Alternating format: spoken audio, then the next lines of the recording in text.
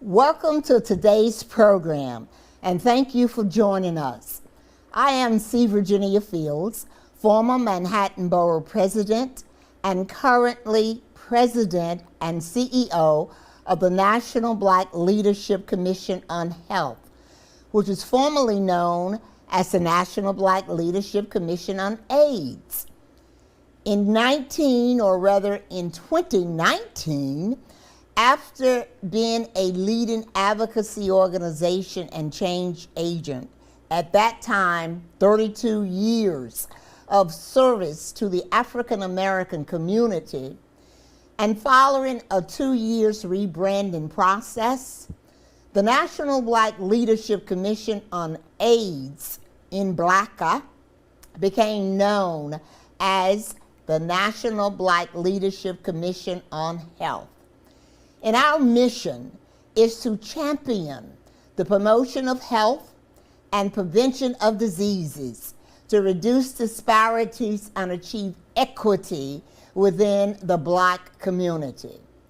Our vision is to reduce disparities and achieve equity, to promote the health and wellness of Black communities, and we achieve that through education, advocacy, and policy.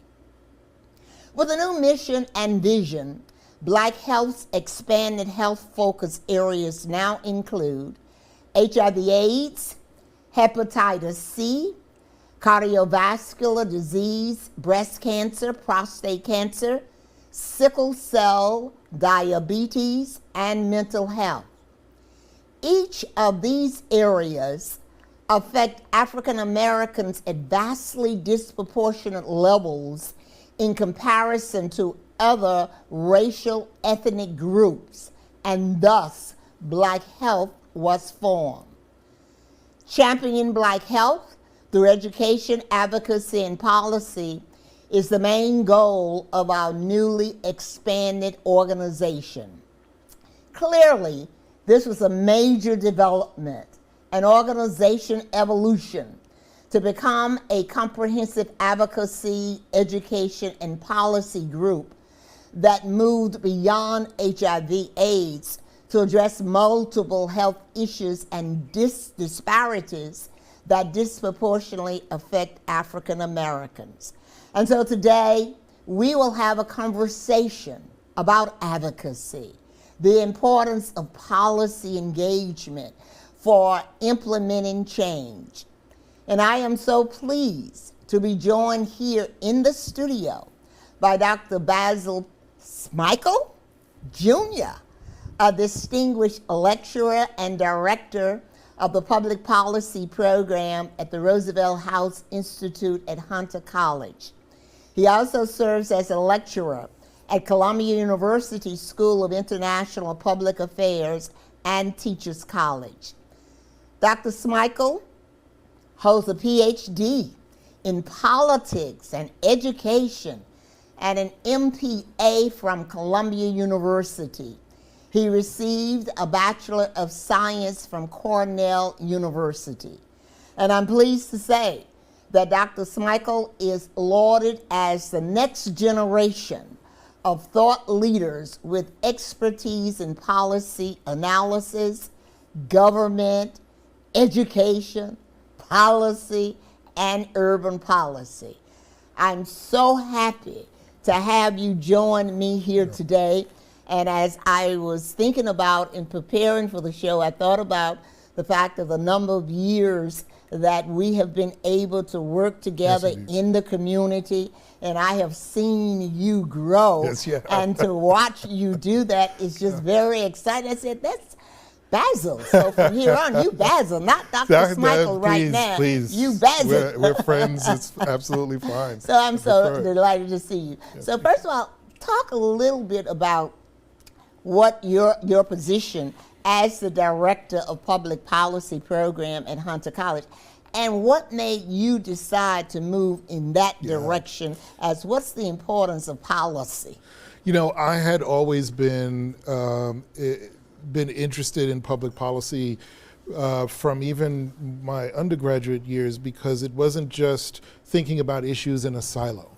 That there are multiple dimensions to the policy, to the issues that we face and policy problems that we see in society. So the question was always for me, how do you fix this? You know, and I went to get my master's and my doctorate because there were areas, particularly education, where I just kept asking, how do we fix this? How can we fix this? So having said that, having worked for many years in actual electoral politics and working for elected officials, like the former borough president of the Bronx, Freddie Ferrer, that's where I first got my start, eventually Hillary Clinton in the Senate. I got to see things both locally and nationally, about how decisions that people in positions of power made and how those decisions affected everyday Americans, voters, residents. And that just continued to spark the curiosity. So over the years, after teaching for a number of years and as I said, getting a doctorate, I really love the work that I do at the Roosevelt House Public Policy Institute, because we have the opportunity to really grow the next generation of leaders through our undergraduates and some graduate students, but through our undergraduates who we have an opportunity to teach and get them to look at problems that they see in society and try to create pathways to solve those problems through their advocacy. One of the things that we found, which is really wonderful, and just had this conversation earlier, that it's not just the political science students, it's not just the government students. I have students that are biology majors or dance majors that want a policy aspect to their work. Why? Because if you feel that schools and students are better off by teaching arts through dance, then how do you get to implement that policy citywide, district-wide, citywide, statewide? You need a public policy program to kind of help you walk through that. So it's been wonderful to find the number of students across multiple disciplines who are really interested in having a broader impact, not just about themselves, but how do I take what I care about and make sure that other people can share in that vision. So what's sort of like at Hunter College, the racial, ethnic breakdown of the students coming through? Are we seeing Black and other students of color in this program so that we can look to the future, these are future leaders? The vast majority are. It is a minority serving institution, interesting enough, as is CUNY broadly. We have, I think, 30% Asian American students, 30% Latino, about 10% African American, and the rest generally of the white population of the student body. So it's a really diverse school. A lot of folks from Queens. Why I find is that? it has a lot to do with the train, I think, and the E and the F train that comes into that area. But also, you know, it's an incredible. There's been an incredible pipeline because of the high schools, because of the students that have been part of Hunter. Audre Lorde was a graduate of Hunter. Paulie Marshall was a graduate of Hunter. So there's been this incredible tradition of serving, supporting, teaching, educating women. Approximately 65% of the student body is women, because of, I think, the diversity that the school has had, we kind of builds on that. So many students from Queens, Brooklyn, not as many from the Bronx, my hometown, but that's okay, that's all right, and some from Manhattan as well. And one thing that's really important is that, well, two things actually, many of them are first generation college students and first generation American. And in fact,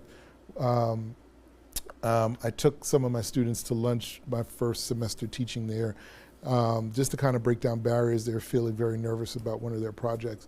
And we started talking and realized that we were all, including their professor, children of immigrants. And we could think about and talk through the pressures on our families. Me at 50-something, well, 49, 50-something at the time, and they being 20, 21 years old. We can talk about the same pressures that we each faced across generations from our immigrant parents about, you know, success going into certain kinds of careers. My family's Jamaican, so you could either be a doctor, a lawyer, an engineer, or a teacher. That's kind of all that's allowed. Yeah, Everything yeah. else is kind of, you have to explain. And these are students that are trying to figure out if they want to go in another direction, how do they talk to their family about that? So, well, one of the things, as I mentioned in sort of the opening remarks in terms of how the organization has evolved over the years, and I am the second president, CEO of the organization. It's really now like about 30 to 39 years old. The founder was there for over 20 years.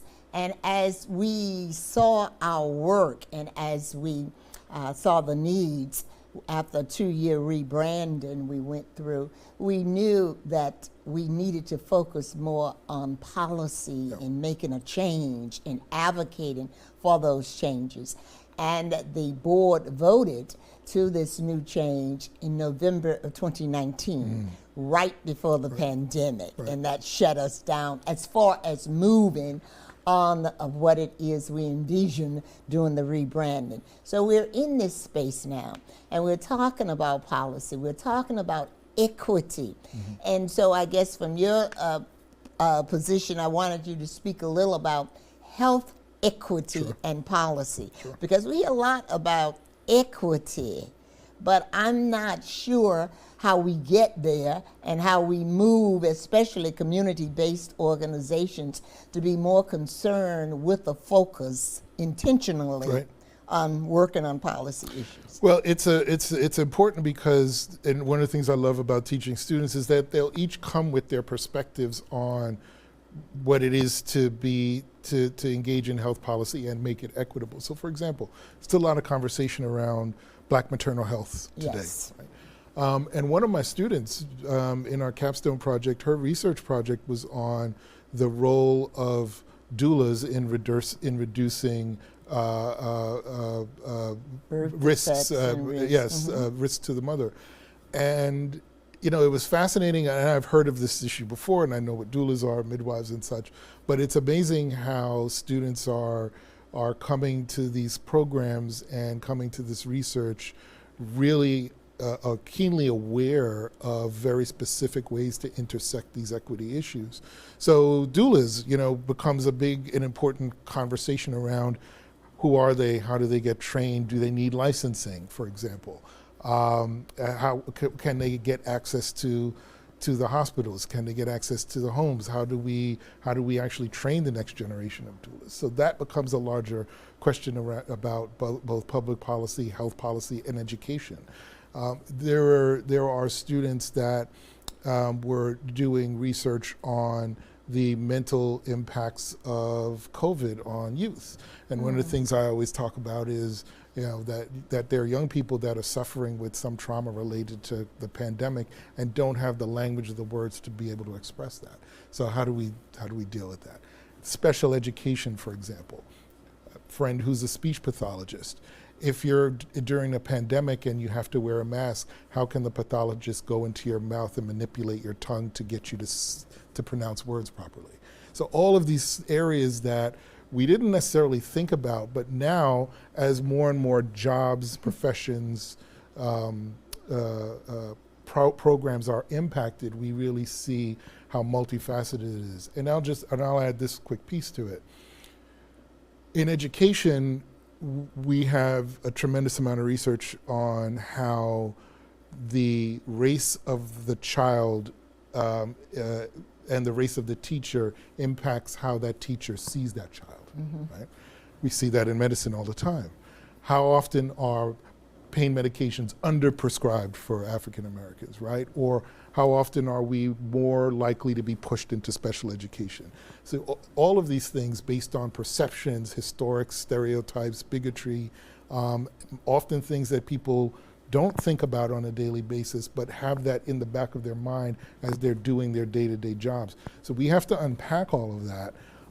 But the reality is that so much is out there that needs to be fixed. You often wonder, can we get a handle on it? But we've got to try. We've got to pick at it. We can't give up. One of the things that I often think about, Basil, is that during the pandemic, I was always just irritated when I heard someone on media say, oh, they were so surprised to hear about blacks and people of color being disproportionately impacted and dying at the numbers that we saw happening.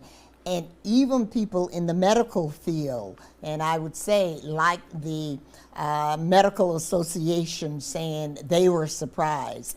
And I was often struck because the data is there, Yep. it has been there, they have not been paying attention.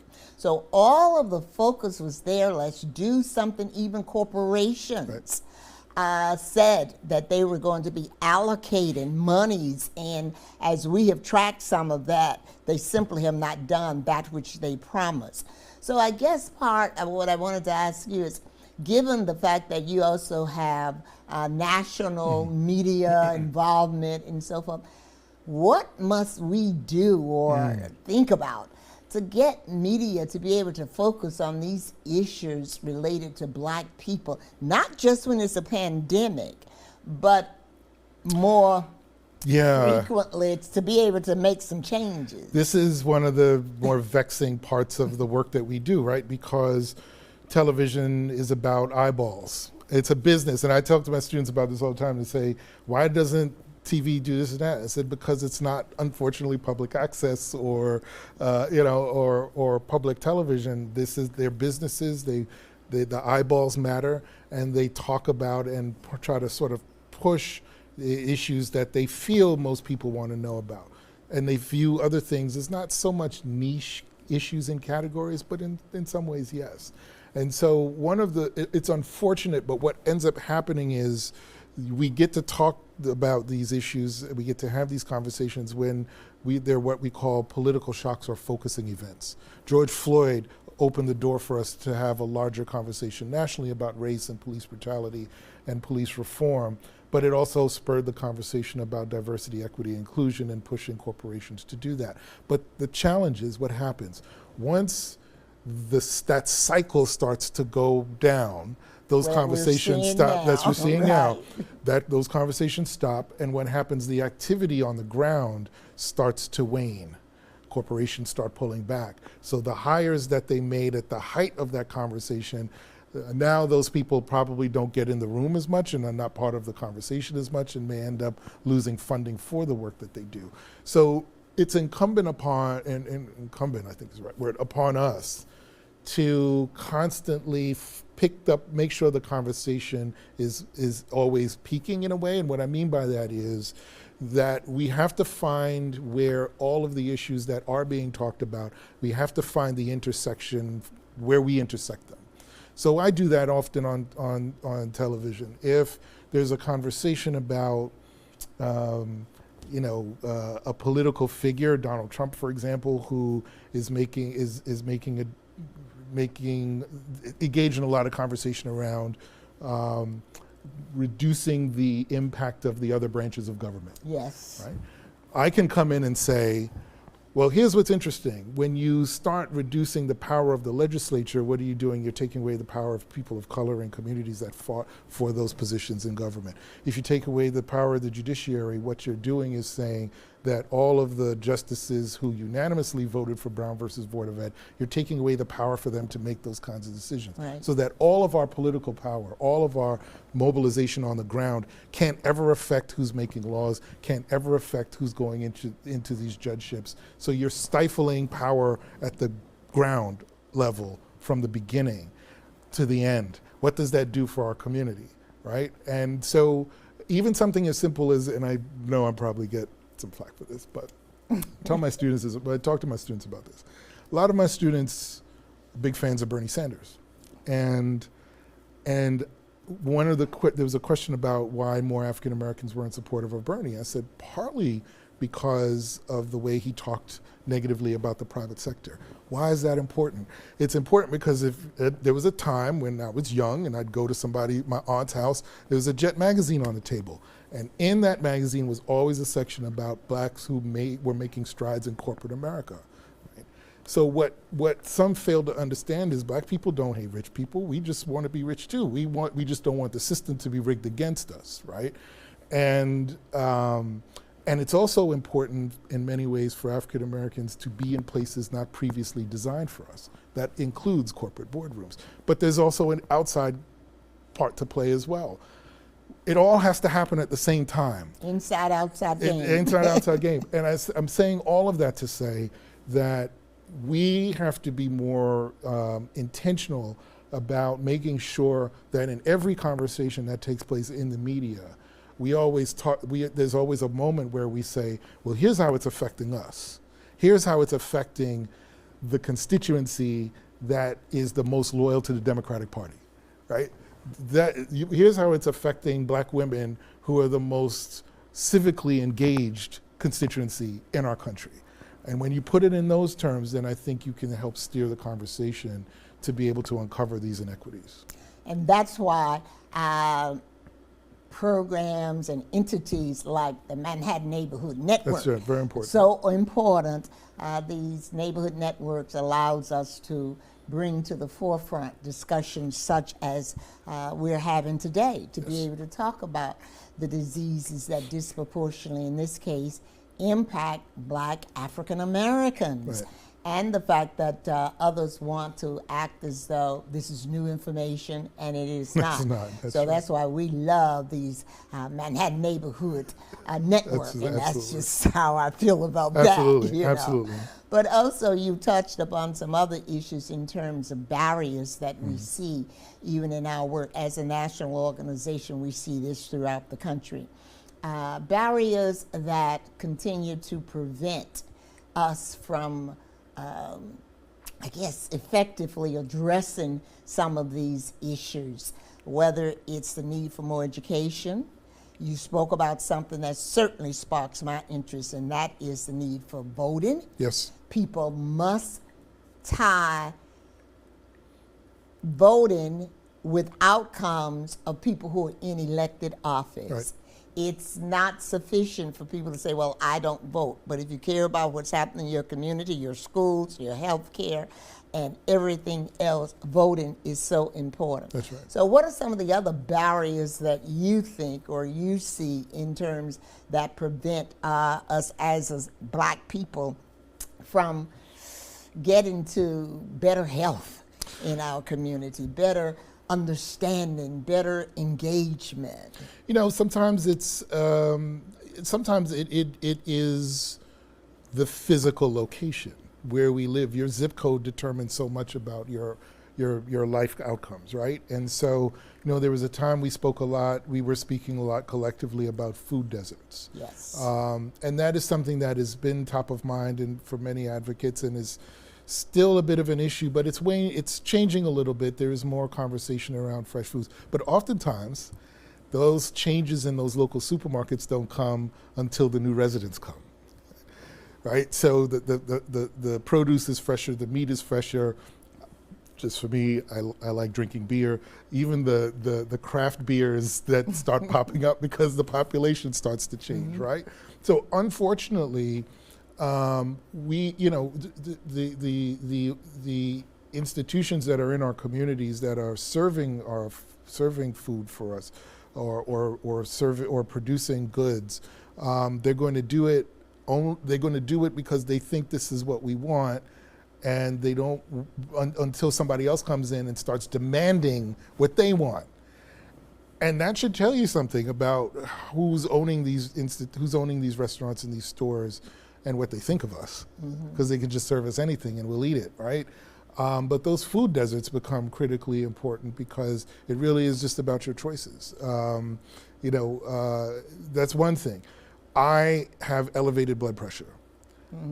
My immediate family, they all have elevated blood pressure and all take medication for that. But no one talked to us about what we shouldn't be eating. Sometimes that's family, right? I come from a family, sometimes they're just very tight-lipped about their health issues, and that's something we have to. Black families are, and we have to break that apart, yeah, we do. because how much of what they're experiencing health-wise is passed on genetically. What can I avoid? What can I mitigate just by changing my diet, changing my habits? So the conversation becomes really important. The geography becomes really important, and finances are obviously key, because when a store does come into the community that does sell fresher foods, better meats, how much does it cost? And so you have to make a decision. I can only afford X, and that's unfair and unfortunate. But it's this terrible cycle. I can only afford this, so therefore that dictates all of my life, so many of my life decisions about how healthy I am, how much healthy food I could eat, and what types of food that I could eat. Okay, in the last few minute that we have, just speak briefly about what do you see as effective health policy?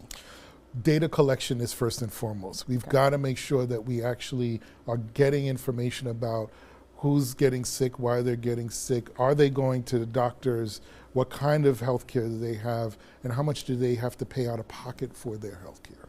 Are they still concerned about going to a physician? Can they even get an appointment? These days it's taking a long time to get an appointment with a doctor. And I think family health is really important, so encouraging more conversations across generations within your family really does help. And also destigmatizing some things. Getting a colonoscopy, for example, if you're a black man, prostate exams, demystifying some of the procedures that we need to stay healthy and stay alive. And all of that is so incredibly important. And I tell you, we're going to have you back. Please, and I want to thank you for joining us today, and you really taken us to school on many of this.